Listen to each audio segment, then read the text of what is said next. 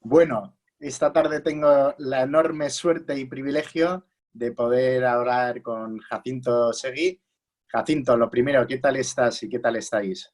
Bueno, muy bien. Bueno, ahora dentro de todo, ¿no? Dentro de la situación, viendo un poquito la luz y en casa, bueno, pues ya llevamos mucho tiempo confinados en Madrid.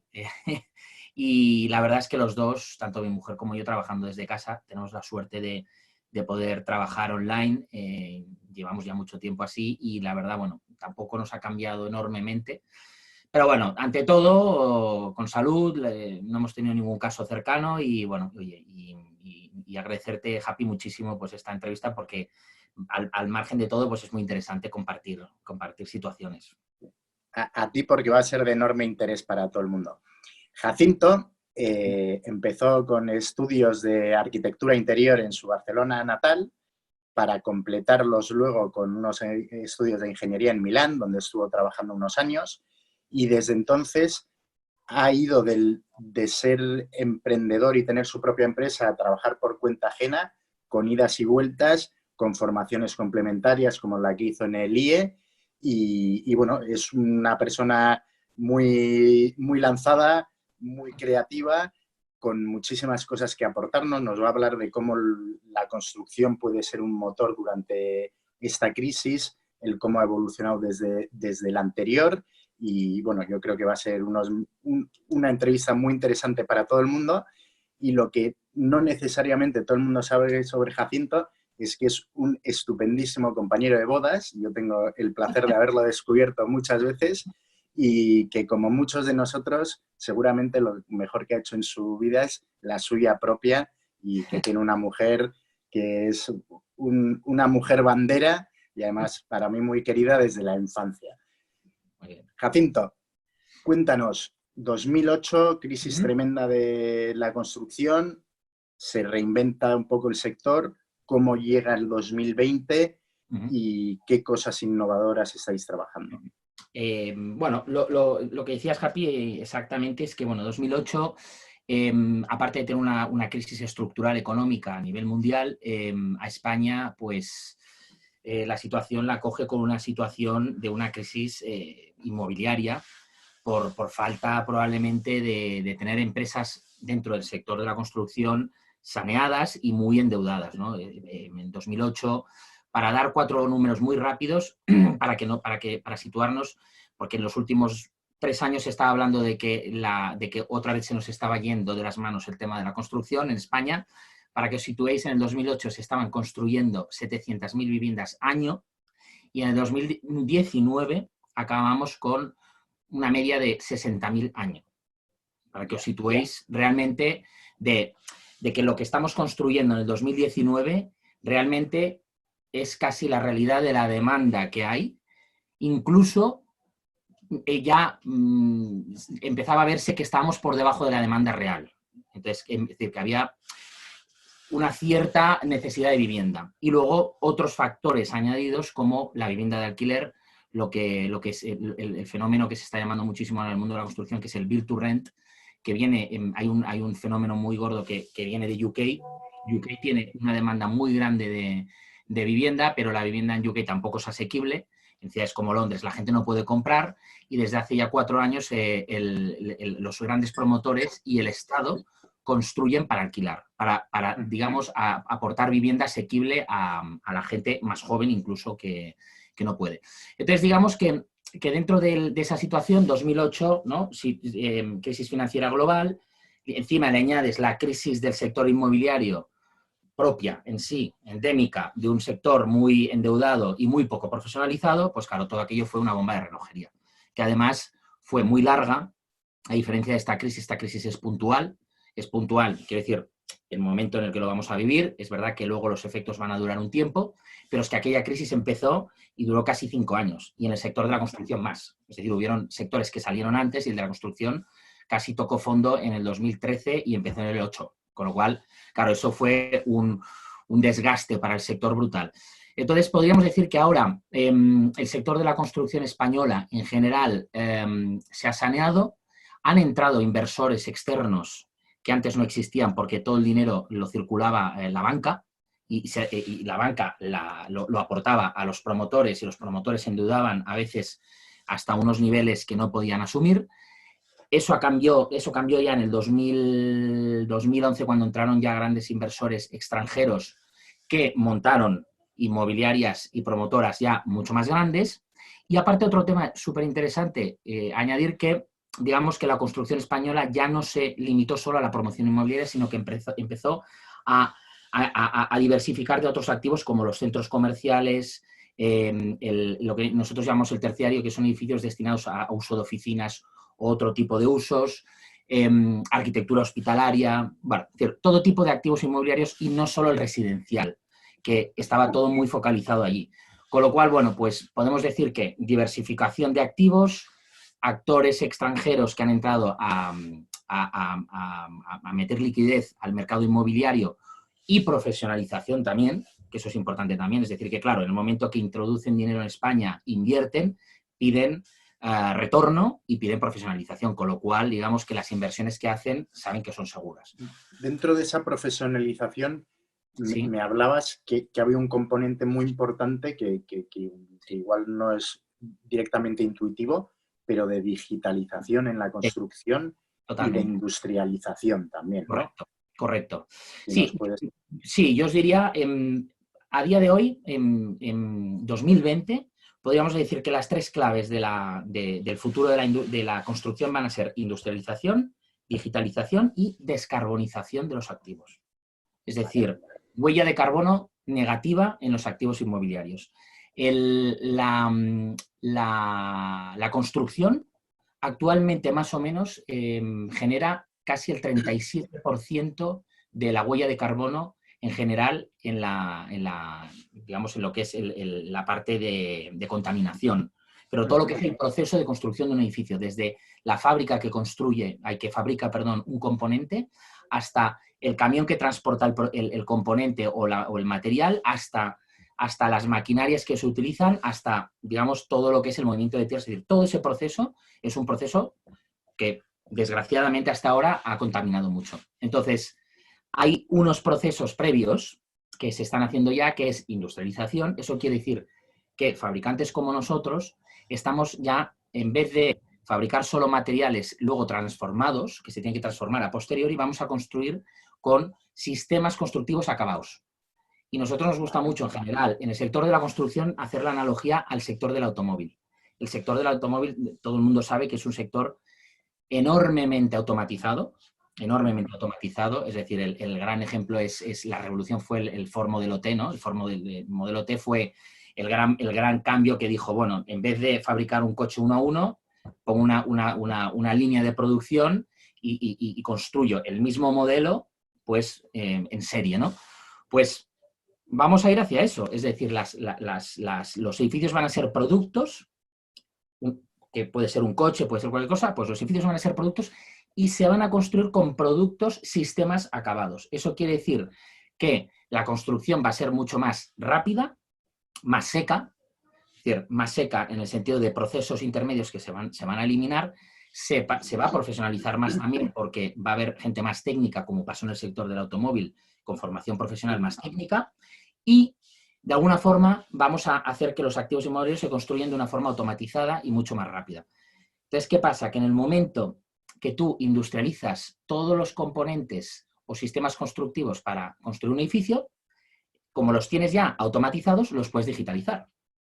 Entonces, al final, si tú piensas que en el modelo coche, una fábrica lo que hace es gestionar componentes y ensamblarlos, básicamente. Tiene una red de proveedores externos, tiene una cadena de suministro, una cadena de supply chain totalmente automatizada y conectada, interconectada digitalmente, y los componentes van llegando, son componentes que previamente se han diseñado para poderse acoplar unos entre otros, para al final hacer un único conjunto que se le llama sistema, que es un automóvil, pero para mí un automóvil es un sistema que te lleva de un sitio a otro, y la vivienda o la oficina son sistemas para trabajar, para vivir, pero son productos también. Es decir, hay una cita que me gusta a veces comentar que es de Le Corbusier, que es un arquitecto francés, que decía, la vivienda es una máquina para vivir, para dormir, para comer. Es decir, quizás era y bueno, estamos hablando de una cita que él hablaba en los años 30.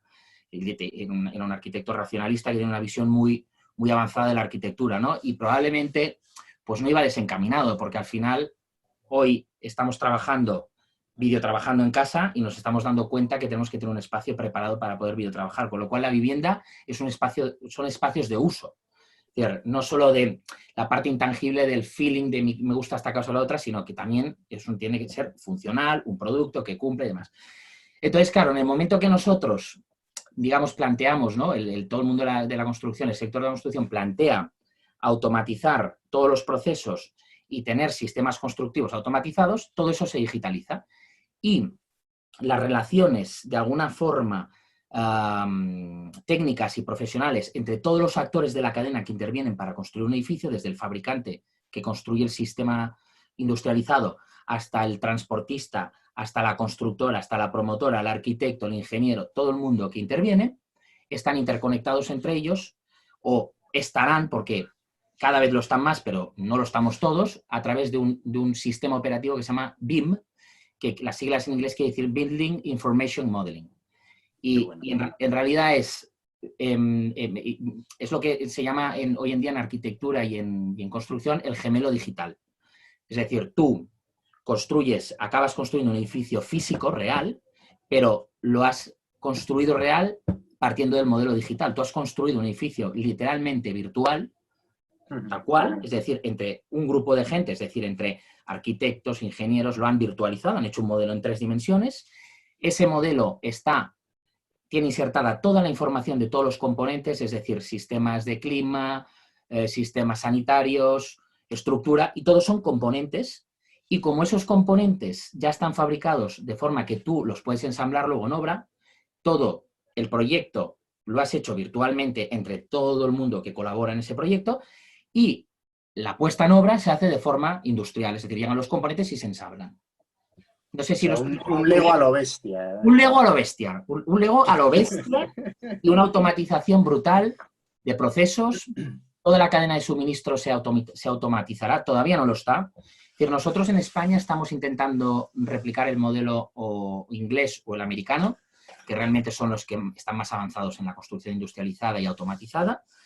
Pero bueno, nosotros yo creo que a diferencia del inglés y del americano, es que los americanos, como siempre, tienen más dinero que nosotros, hacen los procesos más rápidos y lo han hecho mucho desde el punto de vista privado, desde la iniciativa privada. Entonces, ¿qué ha pasado? Que el modelo americano ha sido un gran éxito, pero se ha quedado solo en el sector privado y lo que estamos haciendo, intentando hacer en España, y estamos yendo más lentos, pero yo creo que será una gran diferencia al modelo americano, es que estamos intentando que todo el sector de la construcción, es decir, la industria de la construcción, esté digitalizada y automatizada. Eso quiere decir ayuntamientos, técnicos de ayuntamiento que conceden las licencias, toda la parte, digamos, por supuesto, de toda la cadena de valor de fabricantes, no sé qué, pero, digamos, todos los que intervenimos en la construcción.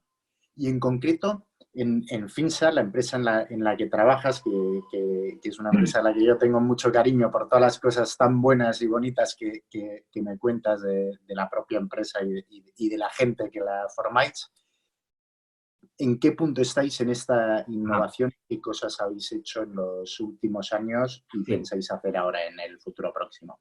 Bueno, la verdad es que los pasos grandes los hemos dado en los últimos 3 años. El primer paso, yo creo, de Finsa fue montar un equipo hace 3 años, que lo montamos en el 2017, montamos un equipo interno de arquitectos, diseñadores industriales, ingenieros, arquitectos técnicos, para trabajar en poder aportar todo el valor que venía de fuera a la empresa, del sector de la construcción, y empezar a transformar, digamos, procesos y formas de producir según qué productos. Entonces, a día de hoy podríamos decir que tenemos varios sistemas constructivos ya funcionando. Uno de ellos, la sigla se llama, bueno, es que todo viene mucho del mercado americano, perdonar, pero bueno, se llama CLT, que quiere decir Cross Laminated Timber, que en realidad es madera contralaminada estructural. Es construcción de edificios en altura en madera. Entonces, la primera fábrica la tendremos funcionando en enero 2021, este enero 2021. Prácticamente lo que decías tú, Happy, se podrá construir un edificio en altura como un Lego, es decir, llegar a todo el edificio en camiones, en unos paneles de madera enormes, y se construirá y se irá levantando de forma totalmente seca. Es decir, este sistema lo hemos implantado y estará funcionando, pues ya digo, con fábrica propia en enero de 2021 en La Coruña. Al margen de esto, en septiembre de este año vamos a tener casi acabado ya un sistema para hacer fachadas o envolventes de los edificios en madera termotratada para exterior, es decir, hacer la fachada como una especie también de mecano. Llegas ahí y haces como unos paneles de madera, madera gallega, madera española, madera de pino gallego termotratado, y luego estamos metidos en otros proyectos de innovación pues para poder colaborar con otras empresas como Simón, que es una empresa de Barcelona muy, bueno, también centenaria y familiar, y es una empresa que se dedica a la fabricación de interruptores y mecanismos de toda la vida, es decir, media España está llena de interruptores Simón. Entonces estamos colaborando en proyectos para desarrollar sistemas constructivos para interiores, para hoteles y demás. Entonces, me decías además que esta crisis y el confinamiento había potenciado esas sí, colaboraciones, ¿no? totalmente. ¿En qué sentido y por qué crees que esto lo ha potenciado? Bueno, porque, como te decía, el sector de la construcción en estos 3 años atrás ya estaba empezando todo esto. Es decir, ya estaba empezando la industrialización, la digitalización. Para situarnos, la construcción es de los sectores menos digitalizados que existen. Está menos digitalizado que la agricultura. Y es un sector, y es un sector que mueve muchísimo dinero, es decir, digamos, muchos actores, ¿no? A nivel mundial. Porque construir, hay que construir en general. Es decir, históricamente siempre se ha construido, ¿no? Con diferentes sistemas y estilos arquitectónicos, pero siempre se ha construido en el mundo. Tienes casi como la propia humanidad. Entonces, este sector ya llevamos 3 años antes de esta crisis potenciando todo esto y con una inquietud enorme en que todo el sector tenía que hacer un cambio muy grande. Y porque de alguna forma teníamos que transformarlo. Entonces, toda esta situación de confinamiento lo que ha generado es que todos los actores que ya estábamos metidos en todo esto, desde grandes ingenierías, arquitecturas, fabricantes, constructoras, promotoras, que ya nos conocíamos físicamente y estábamos muy metidos en procesos ya de ver cómo podíamos organizar toda digamos, la cadena de la construcción y digitalizarla, hemos seguido trabajando online y mucho más. Porque al final, bueno, pues nos hemos dado cuenta que digitalmente somos más ágiles, somos mucho más rápidos, perdemos menos el tiempo en organizar una reunión, en trasladarnos, vamos mucho más al objetivo concreto.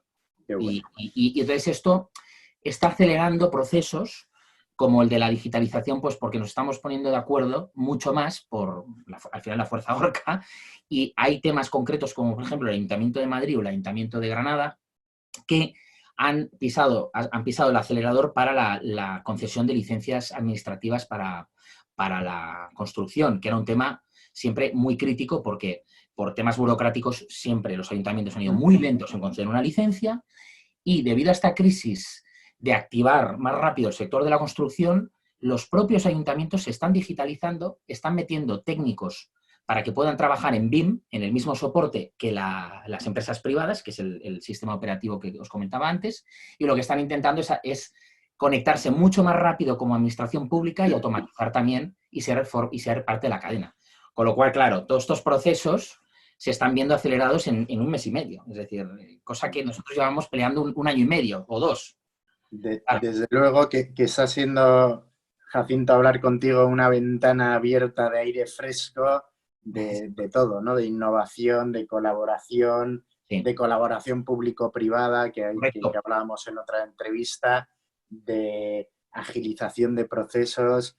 Bueno, la verdad es que yo creo que es una llamada al optimismo y que también saldrán cosas buenas de todo esto, y que muchas industrias y muchos profesionales os estáis poniendo las pilas para que así sea, y nos tendremos que agarrar todos a ese tren para que, bueno, pues para salir cuanto antes y todos juntos. Desde luego. Pues, Jacinto, darte 1.000.000 de gracias. Sí, un abrazo muy fuerte. Le das un abrazo muy fuerte a tu media naranja y te mando un abrazo fuerte que espero que nos lo podamos dar muy pronto en Sí, persona. Gonzalo, ha sido de verdad, me ha encantado y además de verdad que vale muchísimo la pena hacer estas cosas. Perder un tiempo para conectarse, de verdad que es muy bueno. Para mí, desde luego, está siendo una gozada, me saca de nuestro día a día, que es muy complicado hoy, y me estoy nutriendo de todos vosotros, de vuestras ideas, de vuestro empuje, de vuestra valentía, de vuestra inteligencia, y está siendo una auténtica gozada. Pues un abrazo muy fuerte. Gonzalo. Cuídate, Jacinto. Hasta luego. Hasta Gracias. luego.